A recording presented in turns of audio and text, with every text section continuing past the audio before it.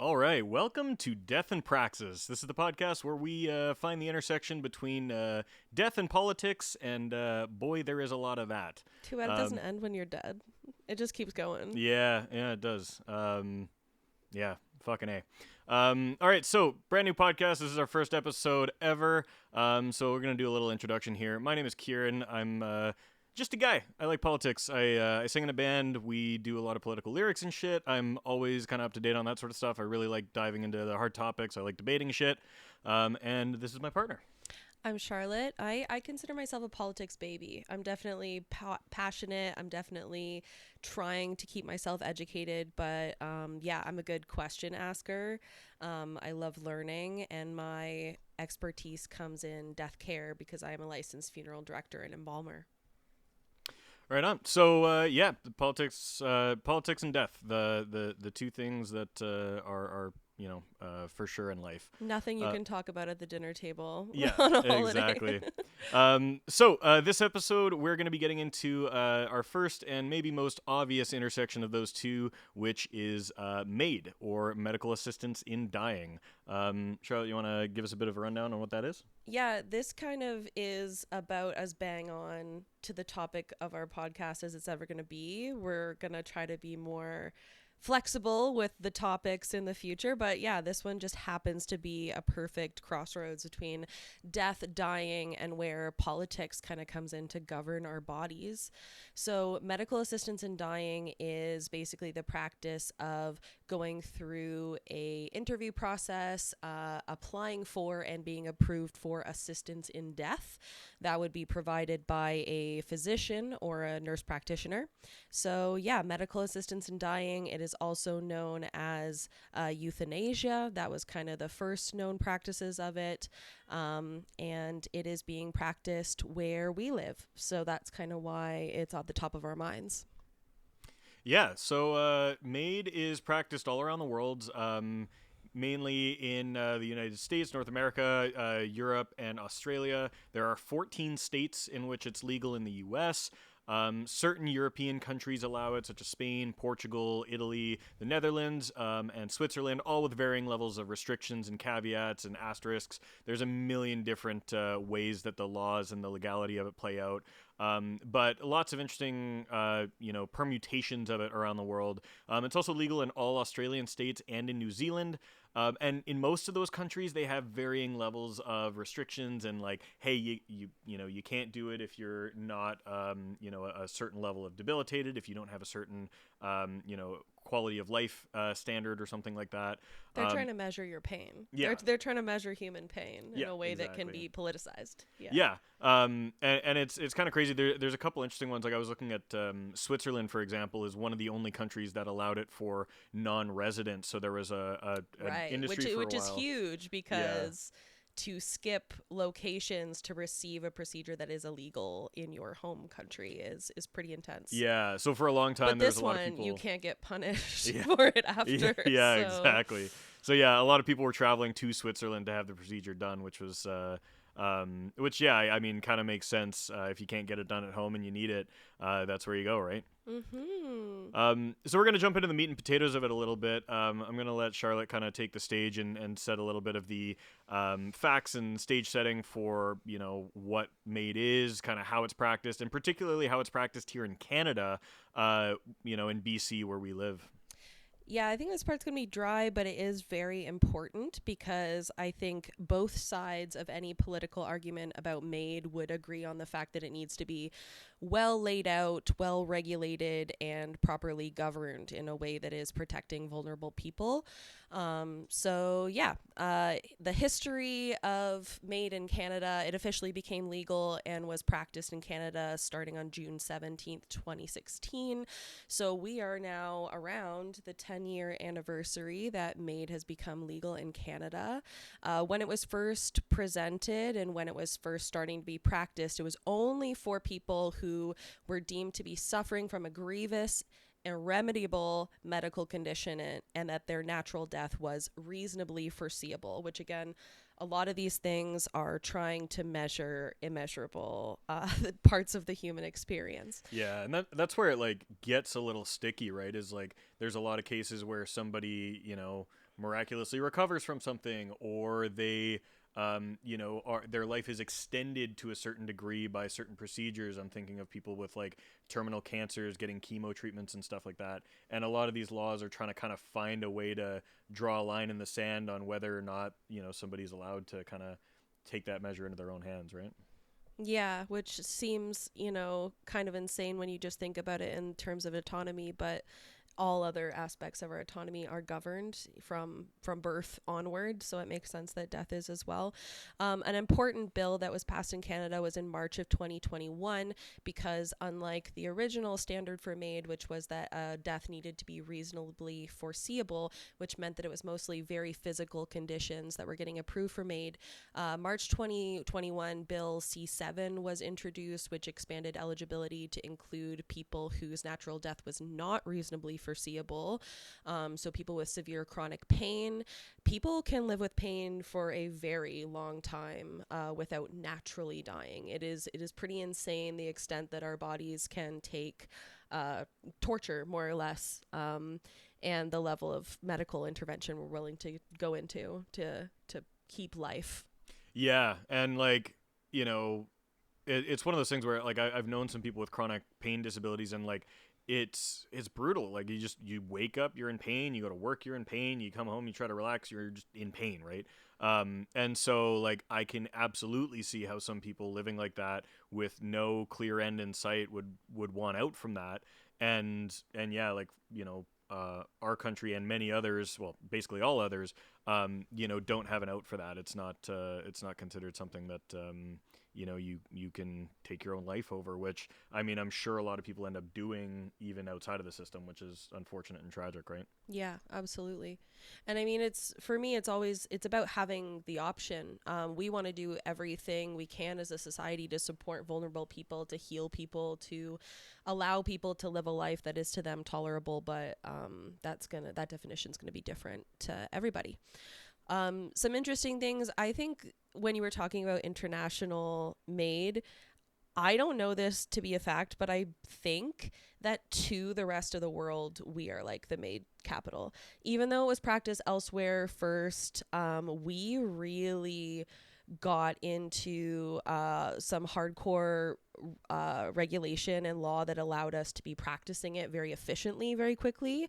And something about our population just also kind of added to those numbers pretty quickly too. So I don't actually know like the numbers on that, but that's like the sense that I get from when people from other places talk about Canada and MAID. Yeah, and it's an interesting one too, because I know, like, yeah, we've definitely been leading the charge in terms of the availability of it and whatnot. And again, like, I think, a couple EU countries like Switzerland and what was the one? There was another country that was like the first one to legalize it. But, again, they remain pretty restrictive. And like, I also don't recall it being that big of a hubbub here. Like, again, I've been very interested and connected with politics, particularly Canadian politics, for years and years. And we're at the 10-year anniversary, and I can't recall any There public wasn't marches debate in the like, streets to yeah, prevent it. yeah. I think it was pretty well received initially. Of course, there was always going to be corners that were advocating against it, just a pro-life kind of idea that is kind of blanketing everything. But yeah, it did feel like it kind of slipped into our culture pretty naturally. And it's only been recently that we've been seeing a little bit more of an uptick in people that are expressing very much to be against it. So Quebec is actually the highest in terms of the numbers of MAID provisions provided per year per capita. We are close behind, but in general, we as in BC, but in general, Quebec, Ontario, and BC are considered the major MAID providing provinces in Canada. They account for nearly 85% of all MAID cases that are provided in Canada. Oh wow, really? Whoa, Quebec, Ontario, and BC. Yeah, Yeah. out of all of our provinces. Meaning pretty much like no in the prairies. Like, it's Yeah. not happening very often in the I'm prairies. curious what that works out to per capita per capita? Because I know Ontario and Quebec are like 60% of our population, just period. So yeah, that's actually something to think about when you think about the fact that like BC is right there in behind Quebec as the highest. In Quebec, recent Quebec data indicates that MAID accounts for over 7% of deaths. So that is all deaths. So if you're talking about deaths in a region, even a single digit full percentage is a pretty significant number. 7% is a pretty significant number. And I think BC is pretty close behind that. Nationally, MAID accounted for 5.1% of all deaths in Canada in 2024, which did rise almost 5% in 2020 from 2023. So the growth is increasing here. And I can also say just working in death care over the past, 7 years now, I have even noticed an uptick. Definitely has to do with where I'm practicing, the type of clients that feel comfortable in a given space. But yeah, that uptick is tangible, it feels like, in our community. Yeah, and you know, like it sounds alarming and it sounds high, and I think a lot of people would look at that number and be like, "Oh my God, that's crazy." But you know, something I was thinking about. I mean, recently, like we just lost a pet, and like, you know, Captain. yeah, Captain, love you, Yeah. buddy. Pour one out for Captain. Yeah, and yeah, you'll see my fresh tattoo of the boy right here. Yeah. Just letting that heal. But yeah, like you think of pet deaths and what it's like, you know, domesticated pets, almost 100% of their deaths are made, right? Because we That's true. yeah, right. Yeah. Like Pets are the number one receiver of MAID in Canada for Yeah. sure. They outpace us massively, yeah, and which is interesting because something that I want to talk about later is the fact that pets can't consent to euthanasia, yeah. and we consider it a very humane practice at the end of a pet's life to put them out of Yeah, misery. and so like it's interesting too because when you think of, you know, the way that a life ends and whatnot, and yeah, there are, you know, So sudden many cases ways. and stuff and accidents and whatnot, but you know the majority are going to be, you know, relatively foreseeable, kind of like hospice care situations, people kind of getting old or Yeah, experiencing we're lucky to say that is the majority. incurable deaths and whatnot, and you know with pets when we kind of get to that stage when we know that they're, you know, in that state where they're just going to be in pain, where they're going to be, you know, not living their best life, living a quality life, you know, we make that decision for them. And so, yeah, that number in another realm where we feel that this is humane, yeah, I mean, gets up to that. I mean, I don't know how many pets die from immediate or accidental causes, but I would imagine that the death rate for pets is probably 80s or 90s or 90% for MAID deaths, right? Because we try to beat the terminal diseases, right? Yeah. And that's kind of a humanity that we Whatever don't afford to beating humans. means when the end is the end, in no matter Yeah. what path leads you there. Yeah. Yeah, it's interesting thinking about consent in the MAID process, in how we regulate MAID, because contrary to popular belief, I think if you are in a place where MAID is not normal, MAID is not commonly talked about or practiced, or if you happen to be paying attention to certain groups that are strongly against MAID, you might think that anyone who is ill can say, I want this, and then it's guaranteed to happen for them.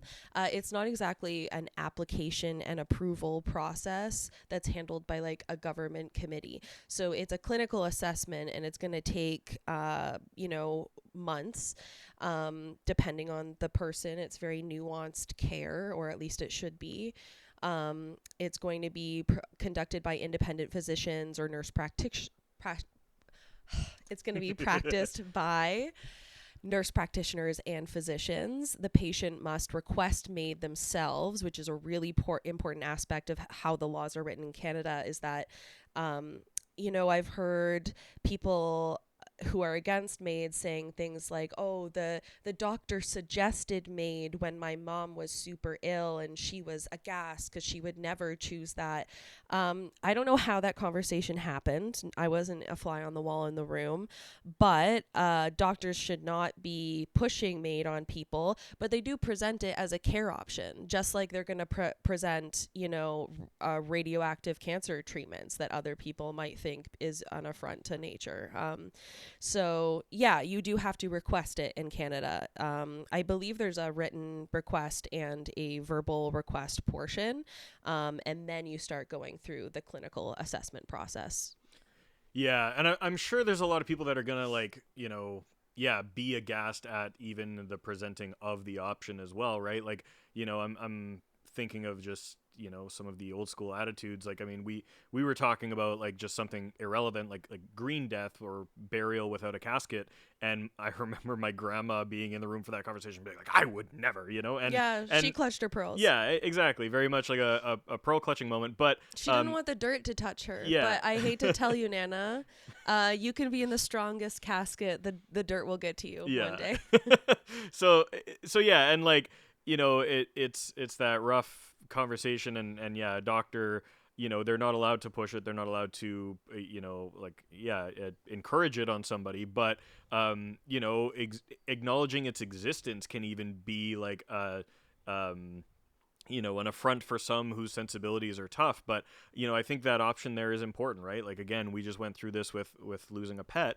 um we had all of these options for intervention presented to us, and they said, hey, yeah, you could try this, you could try that, and thousands of dollars, very low likelihood, lots of difficulty, maybe worsening his quality of life, et cetera, et cetera, et cetera.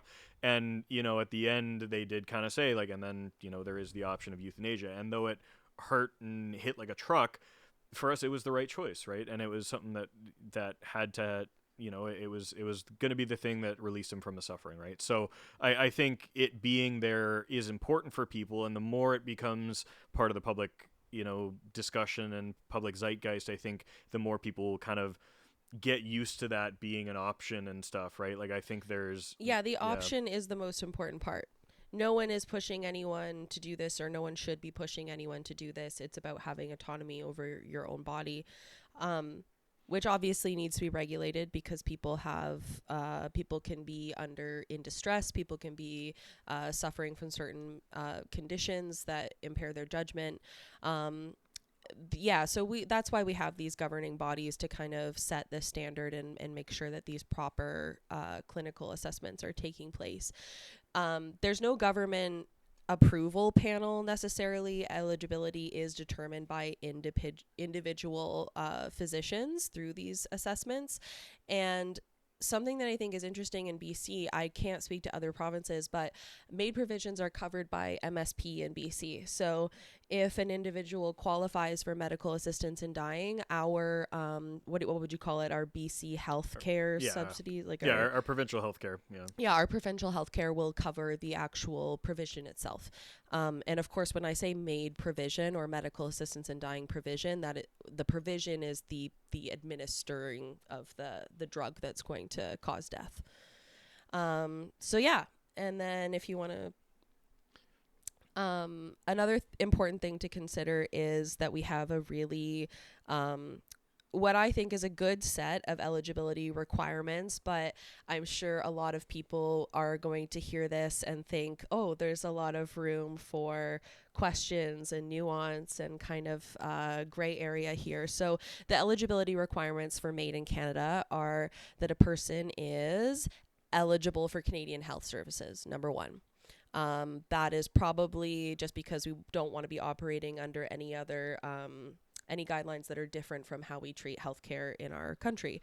You have to be, yeah. Oh, yeah, and it prevents, like, this one's there to prevent the death tourism as well, right? Mm-hmm. Like what Switzerland has, right? Which I mean, you could argue about whether or not we want other people to be able to come to the country for that, but this means that, hey, if you're over the border in the States and you want to have a provision done, you can't just come up here and have it done, right? Yeah. And and then death care workers like me would be inundated. Yeah. If people Yeah. were coming here just to die, that would be a pretty sad situation. You have to be 18 years old, which again can be a point of contention for people, because I think there's a lot of differing ideas of when a person has the adult capacity to consent. Like 18 is an age of consent in a lot of ways in Canada, but what is it? Your prefrontal cortex isn't formed till you're 25. So yeah, and I mean, that discussion gets into every corner of politics, right? Like, the second you hit 18, you can join the military, you can fire a gun, you can smoke, you can drink, you can, do all sorts of legal drugs, you can consent to sexual relations with people and all of these sorts of things that, in a lot of cases we're like, hey, you're still kind of a baby, but we draw the line somewhere, and in the States that's 21, in other countries that's 19, Yeah, and we 16 for both different know things, right? 18, you don't feel like you're a baby. Yeah. So, like, if you, like, it's hard for me to put myself in someone's shoes like this, but if you were an 18-year-old that is suffering from a terrible terminal condition that's causing you daily pain and distress, you're gonna feel like you have the right to make that decision for yourself, I think. Yeah, and again, like, there's, I mean, I could ramble on about this for a long time, but I feel like there's so many different caveats to age restrictions on everything, right? Like, I kind of wish 16-year-olds could vote. And like that's a Some big one for me. 16-year-olds, but yeah, you can't say that. But yeah, well, All or exactly, right? nothing. And I think about myself at 16, and I was like, okay, yeah, like, again, bit of a politics nerd. Social studies class was huge for me. I was like, debate king, and I would have loved to be able to vote. And I think that my vote at 16 would have improved things. It would have mattered. But we set that cutoff, right? And there's no cap also, on voting, but I'm gonna bet that like a 16-year-old is gonna be more informed on current politics than a 99-year-old in a care home. yeah. And then you get to the inverse of that, of like smoking. Well, probably shouldn't be smoking at 18. I mean, most people find a way when they want to, right? You're kind of gonna do it. Yeah, and I mean, I could go down a rabbit hole on what I believe about consent and legality of that sort of stuff. But so grass on the field. Oh, Just no, kidding. We're not talking we're about that. not ANCAPs. We're here. not talking Holy about shit. the age of consent today. Yeah. But okay, so 18-year-olds, which sometimes are babies and but legally are adults and can decide to participate in the MAID process.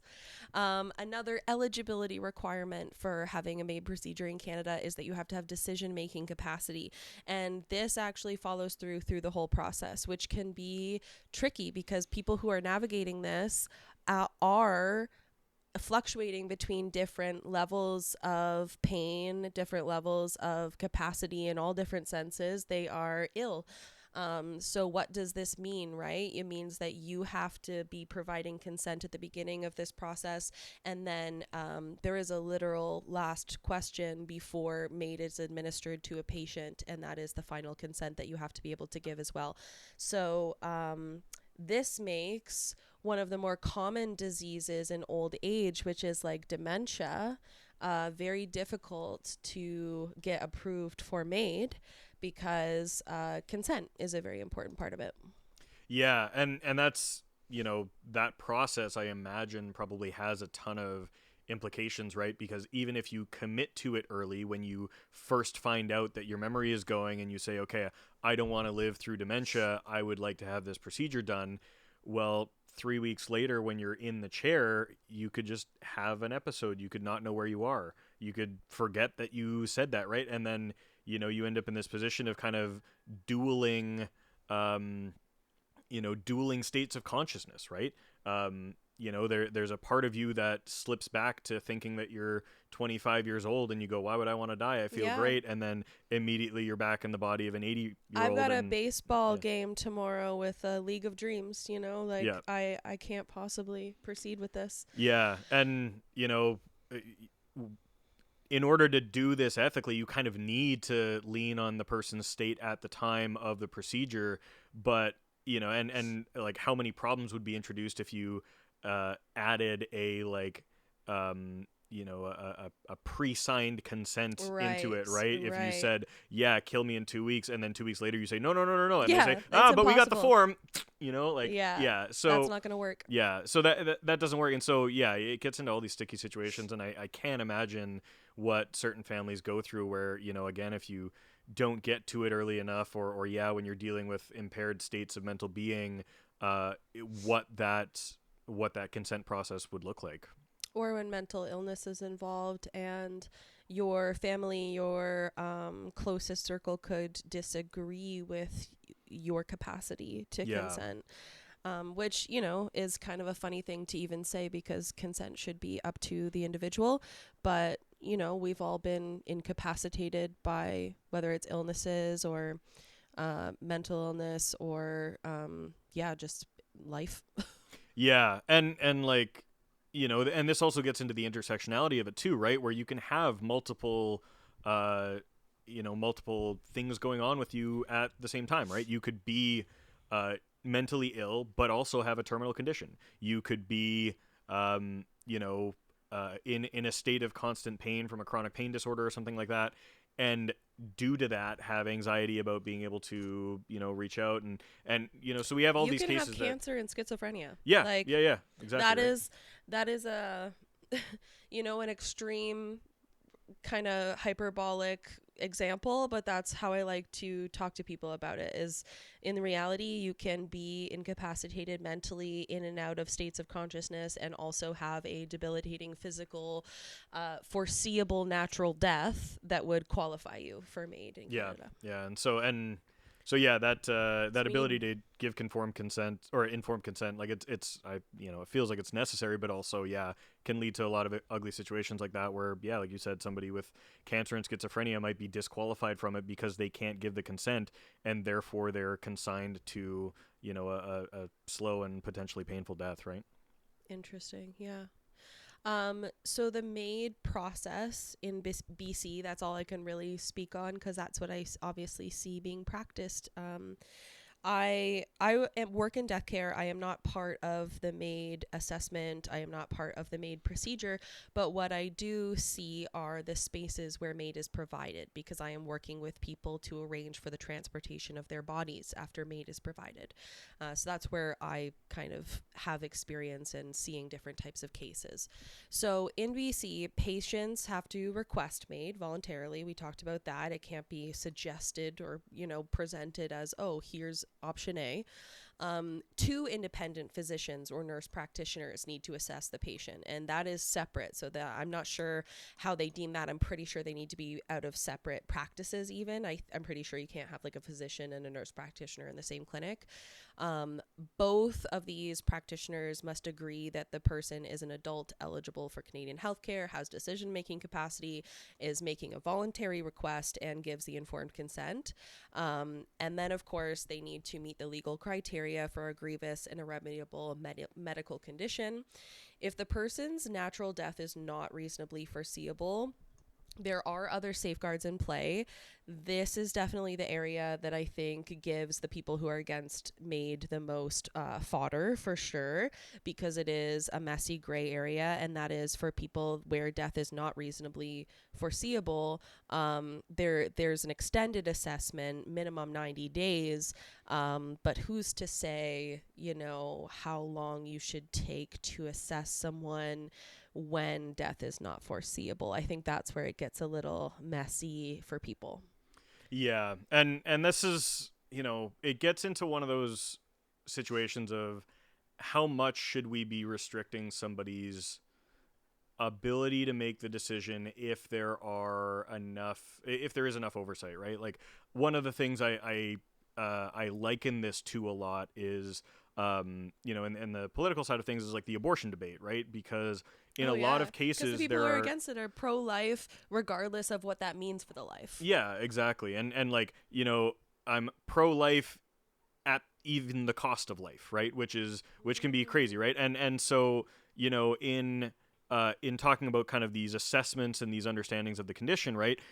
In the abortion debate, you talk about it in the sense of like, well, if you mandate a harsh review or enough bureaucracy, you create risk to life, right? Because a lot of these can be life and death situations, right? A mother could have a terminal pregnancy or something like that risks her own life. And if you say, okay, well, 4 doctors have to review it in 3 independent states and you got to travel and this and that, well, that woman is going to die before any of that happens, right? And so you get into this kind of ugly, process debate where you're essentially outlawing something by introducing bureaucratic, oversight. And, in the abortion debate, it has already cost lives in the U.S. since the repeal of Roe v. Wade. Yeah. And so when we go into this, like, yeah, obviously you definitely need some assurance that a person is of sound mind and able to dictate the end of their own life. But also by, introducing heavier and harsher restrictions on somebody making that decision for themselves, you can end up with worse outcomes, right? Again, we talk about somebody who maybe is experiencing early stages of Alzheimer's, right? And they need to make that decision. And if it's not considered terminal, if they have to go through a 90-day process, well, 3 months could be the difference between, somebody having the capacity to consent and not. So yeah, you don't want to make yeah. that process excessively long for the people who do qualify and need it. Yeah, exactly. Yeah. For example, I've meet with a lot of people who plan for MAID. It is, very well thought out for them. They've wrapped their heads around it in terms of their own mortality as much as anyone is humanly capable. And then they pass beforehand. And that can be, a bittersweet thing. Sometimes it's out of complications. Other times it feels like, maybe it was meant to be because they had planned this pretty soon anyways and their body was able to let go naturally. But definitely gets a little sticky. So if all of these requirements are met, then MAID can be provided to an individual and a date is agreed upon between the physician and the person. A date and a place. The place can be important because hospitals should provide a location for patients to receive MAID. But I'm not going to name names. There is one Catholic hospital in our area that refuses to provide a place for MAID services to the extent that there is a trailer out back that they offer to people. Oh, really? I didn't actually know this. Yeah, it's...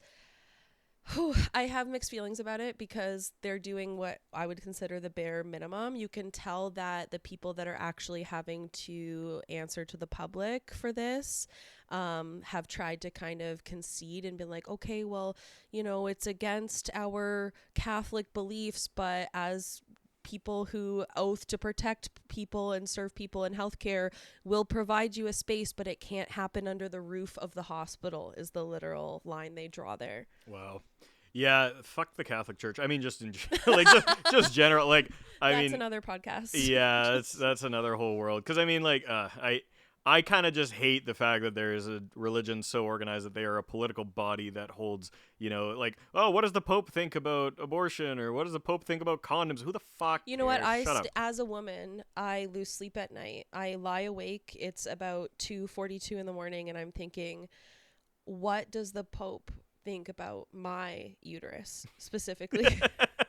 Yeah, exactly. Right. Like, if he could see inside me, what would he say? Yeah, like it's so weird that, like, just even as like an abstract concept, if you're an alien coming to Earth, that there is just like a group of people that believe in a magic guy in the sky, and they have they have assigned a man to speak on behalf of Magic Man in the Sky to decide certain political issues. Like it's pointier the insane, hat, higher right? to God, closer to God. Is that what you say? Something like that. Anyways, we'll talk about the Catholic Church later. But yeah, I just thought that was an interesting point that a hospital should be a reasonable place to have this provided, but hospitals can even decide that it's not something that they're going to participate in. So that just adds an extra step for people, an extra complication. Even if you do get approved by physicians, you might find it difficult to find a physical location for this to take place. In BC, MAID is overviewed or kind of controlled by several bodies. The BC Ministry of Health, they have an oversight unit for MAID. This is primarily a provincial oversight. It receives and reviews any MAID documentation. So all of the paperwork that has to be completed when you're going through this process, they're the ones who do that review. They look for compliance with the federal eligibility criteria. They check safeguards, that kind of stuff. And then, of course, our federal government is involved, the Criminal Code and Health Canada. And then MAID is authorized and regulated under the federal criminal code. So Canada oversees the national monitoring and report framework when it comes to MAID being practiced in Canada, and they issue guidance for healthcare practitioners to follow when they're providing this service. And then there's like colleges. There has to be people to educate the doctors. Doctors can also, I believe, decide if they are going to be a doctor who provides MAID or not. Thoughts on that? Like if you're a healthcare physician and you have, what do they call it? The Hippocratic Oath to honor people's bodies and take care of them. Yeah. Do no harm. Should they be able to say no? Well, like should we force them? I mean, you can't force it, and there's all sorts of doctors that provide all sorts of services. I don't think chiropractors should be out there giving MAID, but They like shouldn't even be chiropractic. yeah, they shouldn't even have a job. But when you're talking about like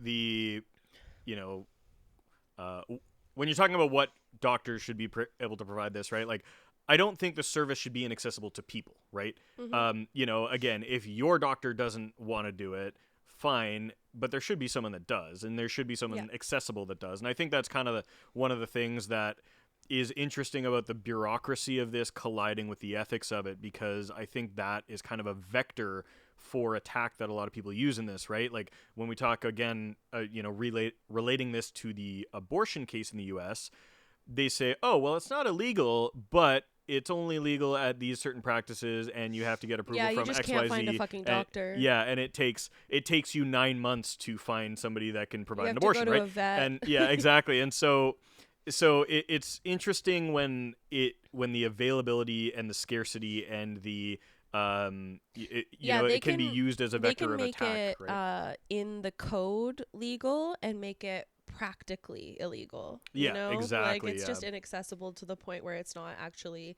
able to be practiced. Yeah, and that's something that occurs all over the place, right? Like there's, I could even talk about like, voting scandals where they make it so like, okay, a certain person isn't ineligible to vote, but the hoops they have to jump through to get there, they're gonna make it fucking hard. Yeah, exactly. And so one of my concerns in this is we might see a pushback where yes, it's something that is technically afforded to you as a right, but they make you jump through so many hoops that it becomes impractical, difficult to pursue, a painful process, or one that is delayed so long that it just, never happens for you. So, the accessibility of it matters to me. And if, I think we have a culture that views it more acceptably, we're going to have more doctors that see it as a moral and kind thing to do, and they're going to engage with it more. Again, the more Catholic doctors we have,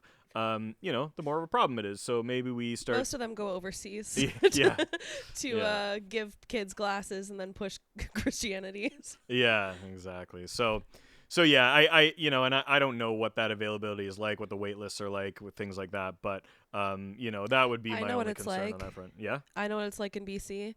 So the Greater Vancouver area. Do you know roughly what our population is here?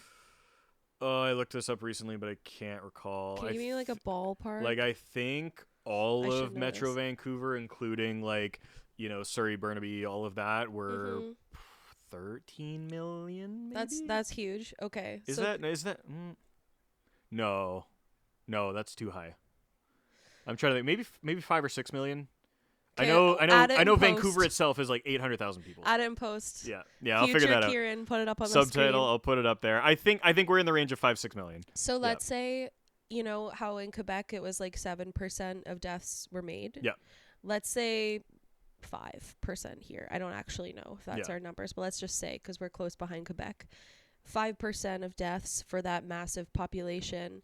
As a death care worker, I see on death certificates who's signing the death certificate for MAID provisions.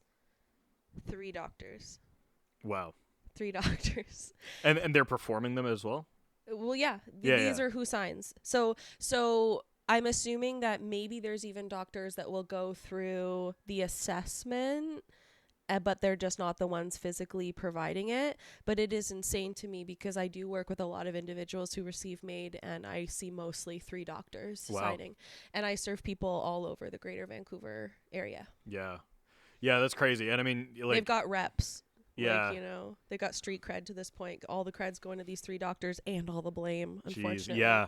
Well, and I, like, this is one where I'd love to just, like, pull open the spreadsheets and start figuring stuff out. Because, I mean, like, just thinking, like you said, certain population, certain number of people dying per day, per year, certain percentage of those which are MAID deaths. And then, we're probably looking at thousands of names, and then if those are all going through those few doctors, it creates a massive pinch. Busy. And then you have to ask, okay, how many more people are seeking their services, but they're just they're full up and they can't find another doctor that's willing to engage them on that, right? Yeah, Yeah. exactly. It's hard to find a doctor, and this is all like all of this talk of regulations and the assessment process and the clinical process. All of this is written in a way where it's like this is in the ideal scenario. Even you need to think about the fact that people that are navigate the American healthcare system, people that are navigating the Canadian healthcare system for something this big and this nuanced, they're inebriated. And I shouldn't say that because they're able to give consent, blah, blah, blah. They're, whatever level of capacity. But you can't really, like, I personally believe if you're terminally ill with something or if you have a condition that is warranting approval for the MAID process, you're struggling, like, whatever that means to you. And like I tell people all the time through work, grief is a great inebriator. I don't think people should be able to drive when they're grieving. We should all have to stay home for like at least a week when someone close to you dies, because grief is inebriating. And if grief is inebriating, and I know that, I imagine that having a diagnosis like this is pretty inebriating, and navigating this type of bureaucracy would be exhausting. Yeah.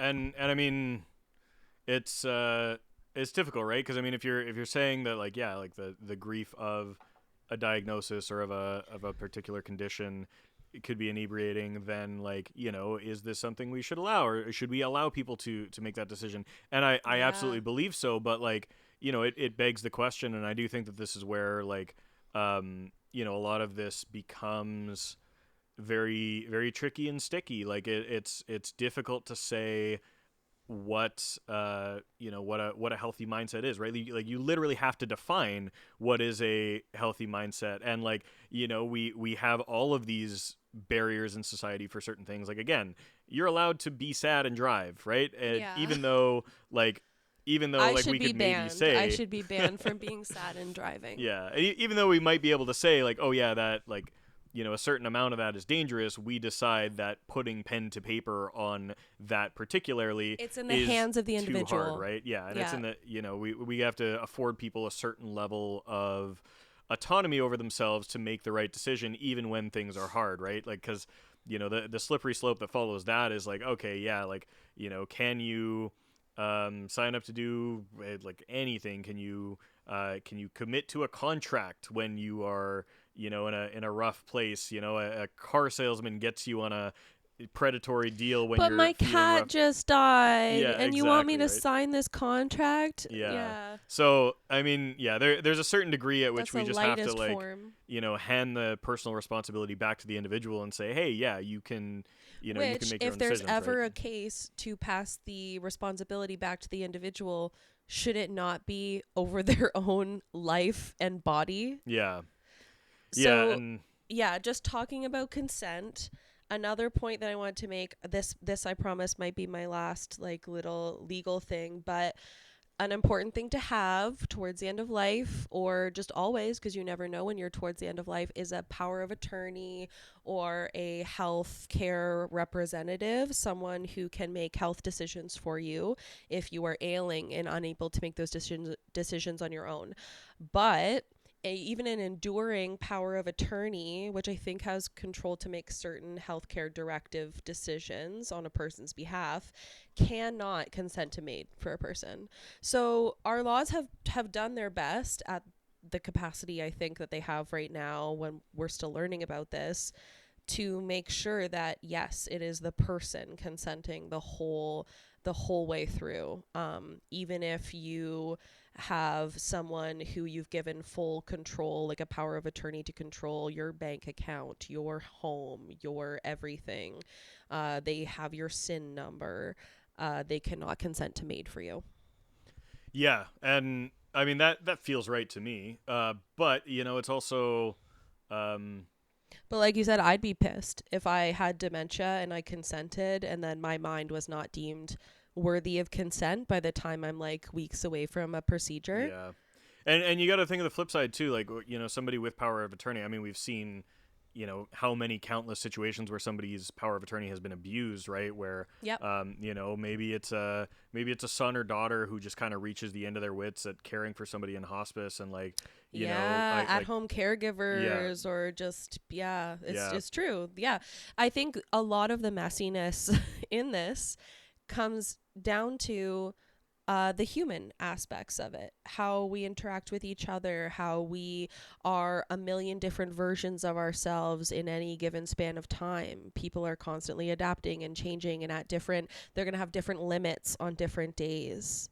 yeah, yeah, and that's, yeah, absolutely. Like, it's tough to come down to, like, again, you can't write a rule that encompasses everything, right?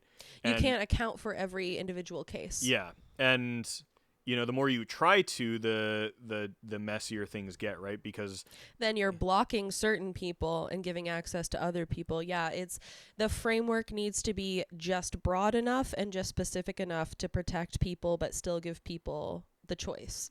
yeah, and like, not to personalize this too much, but like, something I've always talked about, like, I started my career working in game development, and I always kind of drew this connection between video games and politics, in the fact that in a game you need to write the rules for exactly what can and can't be done, right? If I'm a game designer, I'm producing the outline of what somebody can do within a game world, right? You can spend money on this, you can't spend money on this, you can do that or whatever else, right? Can't kill And the guards. yeah, It's illegal. and in doing that, you end up realizing how much specificity has to go into outlining a system, right? When you hand a document over to a programmer and you say, hey, make this for the game, you have to be uber specific, because if you don't get the specificity of this or that, then yeah, you end up with unintended consequences. Yeah, okay, you can't kill the guards.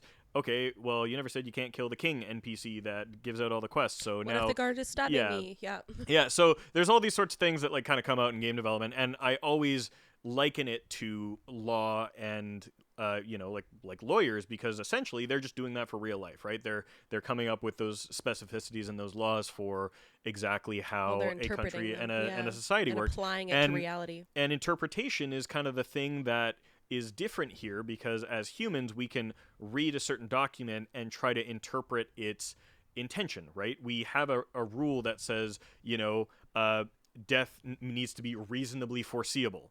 Well, what the hell does that mean, right? Yeah. You can't define I would reasonably argue that foreseeable. everyone's death is reasonably foreseeable. Yeah, exactly, right? I'm gonna die at some point. Yeah, Like, I that's think reasonably everyone foreseeable, has right? accepted their mortality around, we hope, from 70 to 95. Yeah, and so, like, when you get into all of these things, we have a certain amount of leeway that is baked into every law, right? And that's what judges are there for. Loopholes. Give it Judges up are for the there loopholes. to take the intention of the law and apply it to actual cases, and then we build off of case studies, and that's how the legal system works, right? So when you get down to it, we are kind of in the infancy of that in Canada, where again we're only 10 years in, right?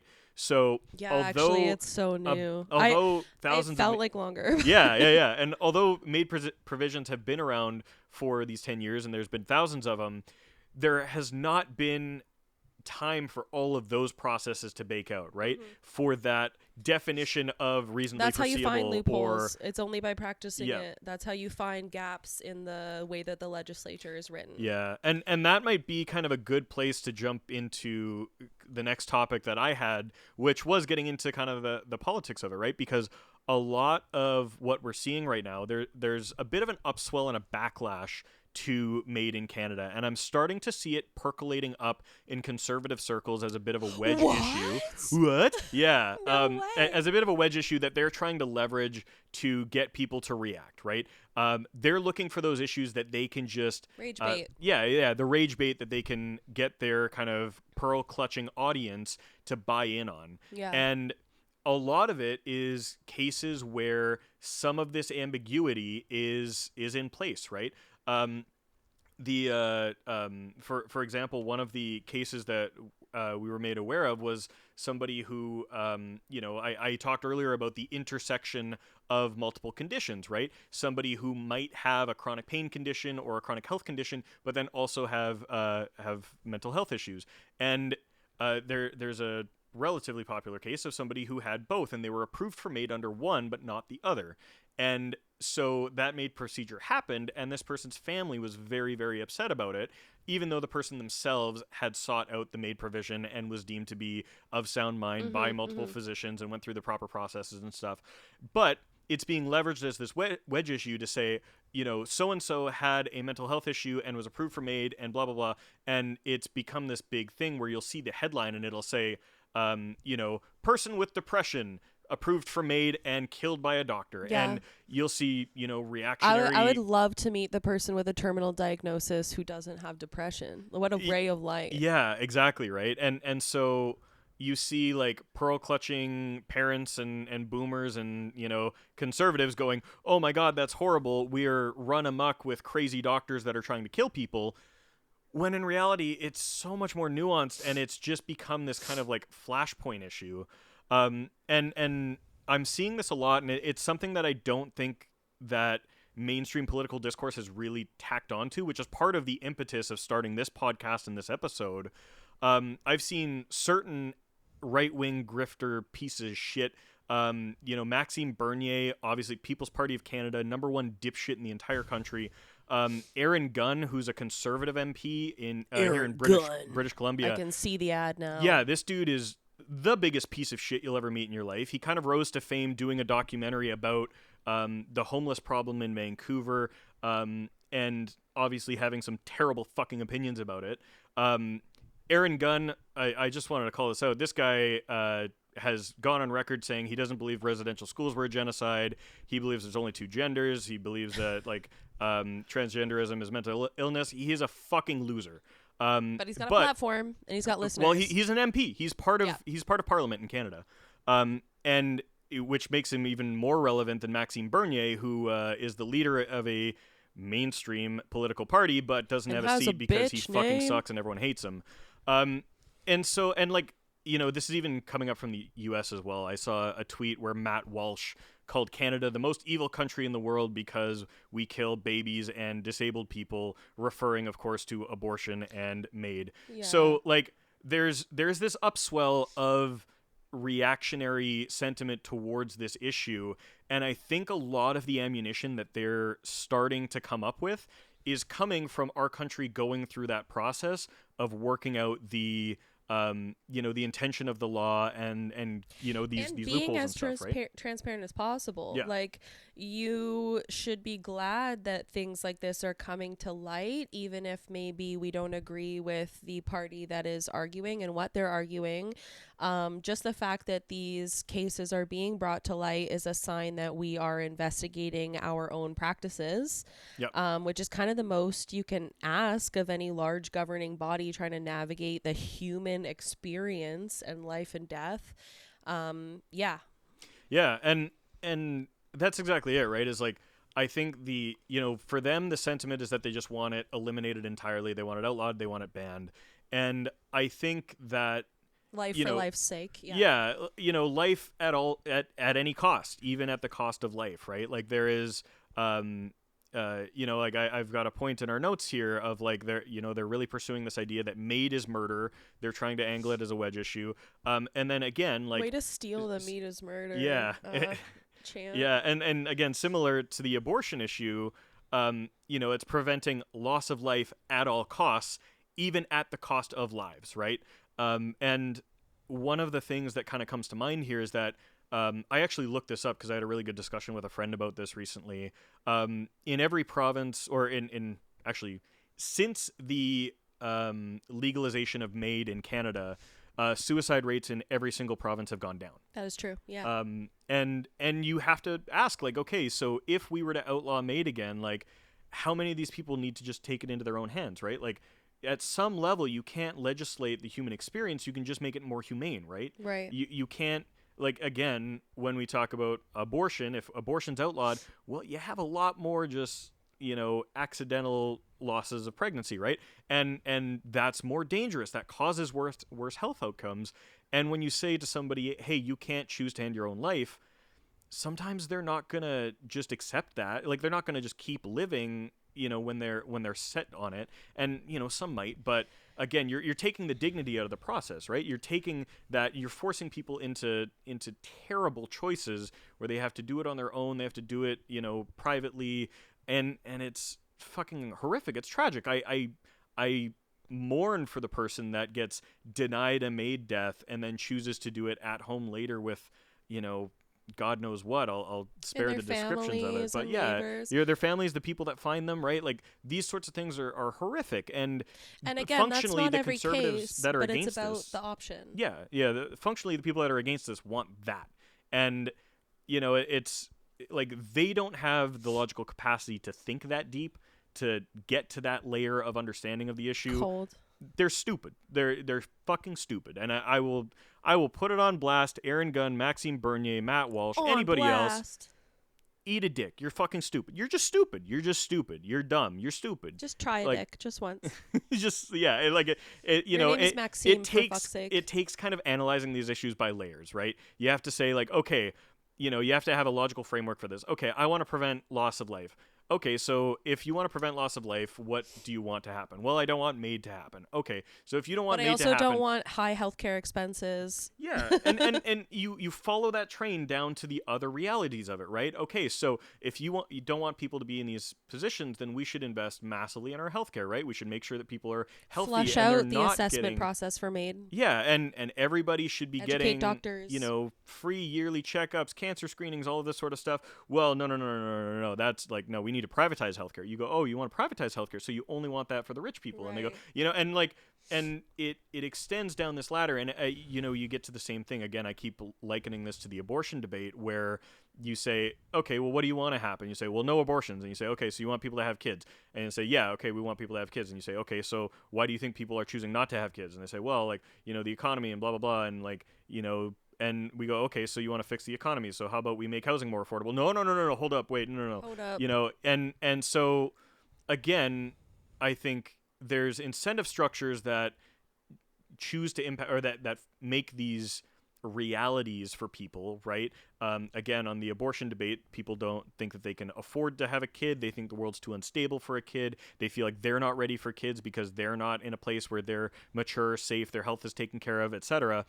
And when you wheel back to starting to impact those issues by making their lives better, by providing healthcare, by making housing more affordable, by doing all of these things, they're against it. And cost, effort, and money and intervention. Yeah. Yeah. And so... Can I touch on something? Yeah. You were talking earlier about, the kind of logical inconsistency of disregarding MAID as a valid option and kind of, protecting life, even if it's costing lives. There's something that I talk about in my work quite often with families in a gentler context, I think. But that is that as much as human beings have the will to live, we hear a lot about the will to live. She was drowned by a shark, but she had the will to live that gave her the strength to swim to the surface with no legs. The will to live. People have the will to die as well. And I feel comfortable saying that because, again, I work with a lot of people at the end of life, and something that I have witnessed firsthand and also heard from many, many, many families in a lot of different ways is people at the end of their lives do have the ability in some kind of weird physiological way to let go. And we, in general, in the human experience, see those people as lucky. If Grammy was waiting till our last grandchild arrived so she could say goodbye, and then miraculously she died 3 minutes later. That is not rare. Like, that kind of story is actually quite common. And I think that it speaks to the human will to die. And I think that when I say that phrase, it's not, it sounds terrible like on its own. But what I mean by emphasizing that is part of our autonomy in the human experience from the moment that we're born. And so I do believe that when people have come to a point that they are willing to make a decision like that, it takes so much fortitude and shifting of perspective and this introspection that I think a lot of people don't even reach in their whole lives, to arrive at that will and to exercise one's own willpower is, I think, one of my deepest beliefs. So that's why I'm on Team MAID in most circumstances, as long as it's done ethically and that it's that vulnerable people are protected from making a rash decision. Yeah, and I think, it's absolutely the case that I fundamentally believe that, like, if you're of sound mind and you want to make that decision, like, I almost don't care about the medical implications or anything. Like, in an idealistic world, like, I do believe in the power to choose to end your own life, and yes, that fucking sucks, and like, Hope you don't have to do that. yeah, but and I hope you don't have to do that. And again, like, I don't want a world where people make that decision, but I do want people to have that control and that autonomy, right? Like, there's a lot of punk music that relates to this, right? Like, I'm thinking of, like, Choking Victims' Suicide. Like, that song, like, is literally about the idea that, like, I should be able to choose to get out of here at any point, right? And while, yes, like, we should strive for a world where people don't want that outcome, I think, forcing them into an existence that they don't want to be a part of is equally cruel or worse. And this kind of goes back to the final big, like, kind of political point that I wanted to make here is, like, the like, social murder against MAID, right? And social murder, is, for those unaware, is a concept coined by, I think, Frederick Engels, who was a German writer, who I believe worked with Karl Marx. My memory's a little fuzzy on it, but anyways, the concept of social murder is essentially when systems induce death prematurely or rather directly, right? discreetly. Discreetly. And this was brought up a lot. This was like a talking point after the death of what's his dick United Healthcare CEO. Praise be Luigi. But, like, the situation there, a lot of people were saying, oh, well, Luigi, allegedly assassinated this guy, shot him in the back of the head. And then we go, okay, well, why would he want to do that? And you look at this healthcare CEO, and he committed social murder against thousands, right? Maybe hundreds of thousands, tens of thousands.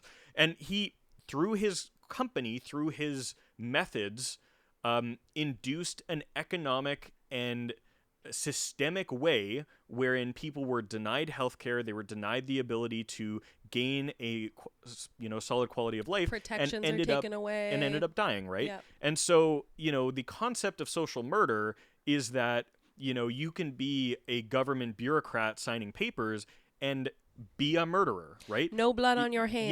Yeah, blood on your you e-pen. didn't point the gun, you didn't stab with the knife, but you did cause a death, however indirectly. And social murder can be caused by groups of people, Pollution, right? It doesn't have to be one person. Companies. It can be a group. And so, like, this brings us back. I had a really good conversation with somebody about MAID, and the person that I had this conversation with is a bit of an advocate for disability rights here in British Columbia. They're a disabled individual. They're on disability benefits, and they've been through what it's like to not be able to work, but not be able to survive due to the incredible cost of being in society, right?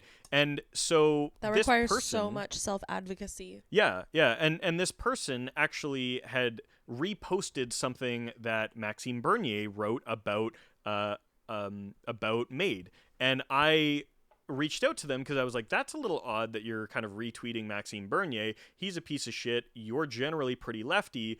Can we have a conversation about this? And so we talked through it a little bit, and what it came down to was, like, they were saying that, okay, in a lot of cases, these in Canada, they're called Track 2 MAIDs because there was an advancement to the law that basically allowed no foreseeable natural death. It was the Bill C7, was it that that made it so that even if your death wasn't foreseeable, you could still apply for MAID.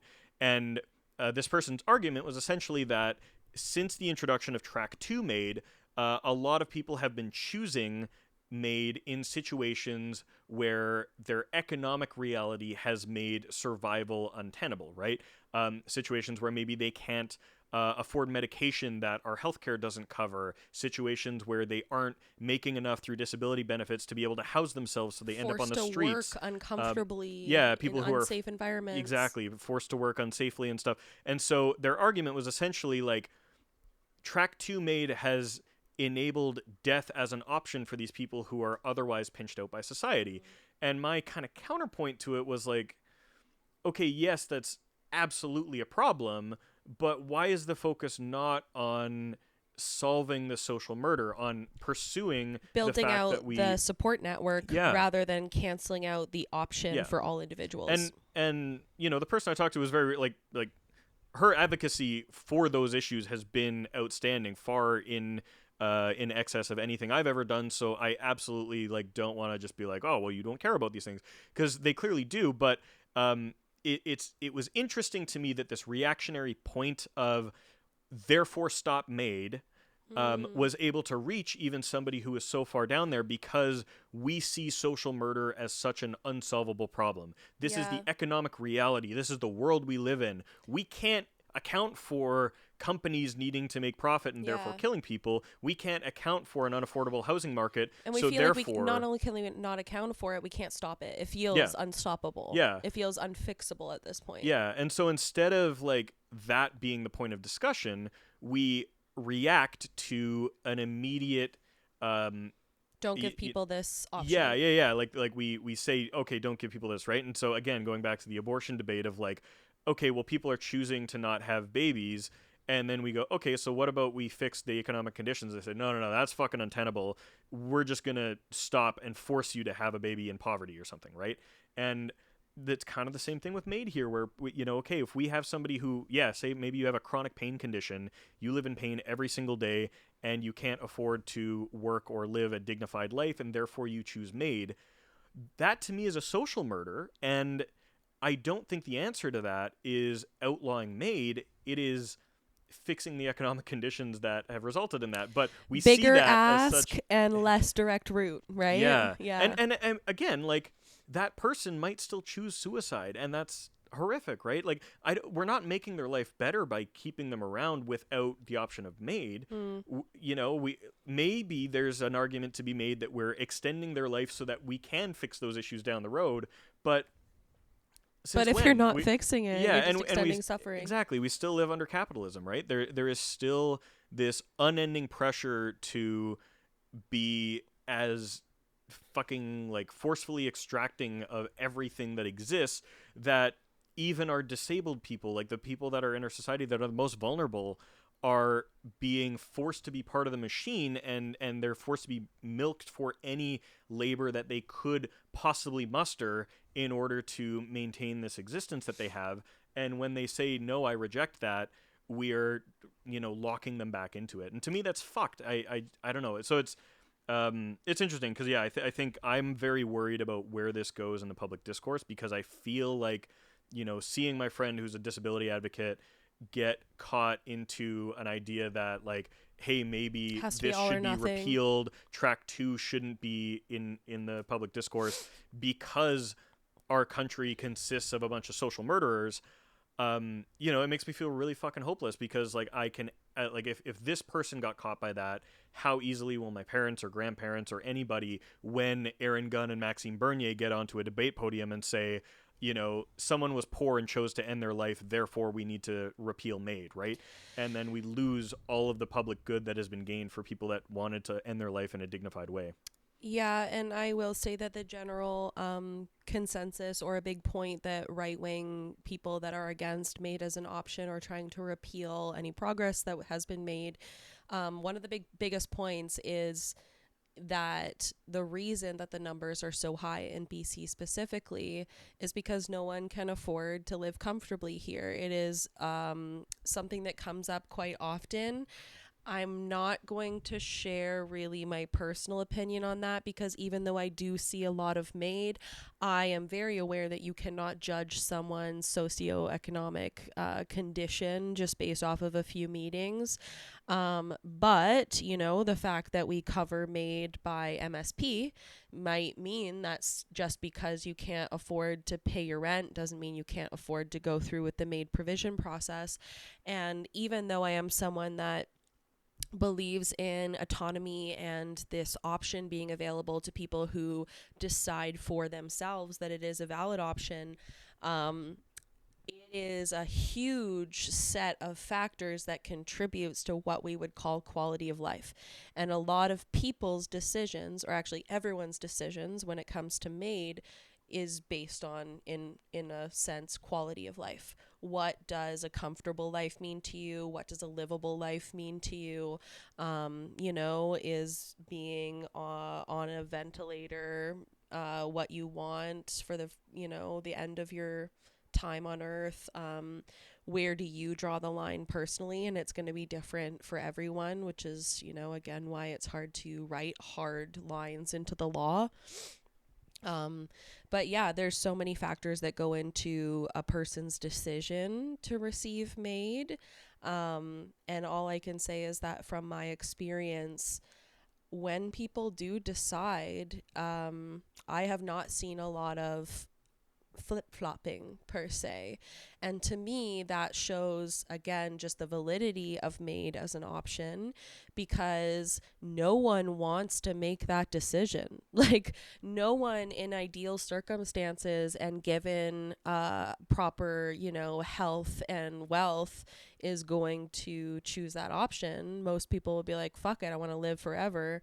But if you are unfortunate enough to be in a position where you see this as a valid option, like, people do come to a place where they feel very firmly in their decision and comfortable and grateful to be given the option. Yeah, yeah, and you know, I think, like, again, the dignity of it is what it's really about, right? Because again, we're not like removing the option from aid is not removing the option to die. It's Can not. I talk a little bit about what dying with MAID looks like? Yeah, Like, absolutely. in practicality? It's not at that one hospital. It's outside in the Yeah, back. That's the worst case scenario, I yeah. think. You can receive a MAID provision in BC at your home, at a hospital. Haven't seen too many at like hospice or palliative care units. I think you're usually moved to a main general hospital for that type of provision. Most MAIDs that I see happen at home, which, like you said, a dignified death, that is the most any human being can ask for, is being surrounded by family in your own bed. That's a cliche for a reason. Um, Turns out, with all the money in the world and all the adventures, and you can, you know, skydive off 1,000 planes, but the true sign of like winning the jackpot in life is dying in your own bed, surrounded by your people. Which is the most common situation in MAID, because people are given the choice of where they want that to happen and when they want that to happen.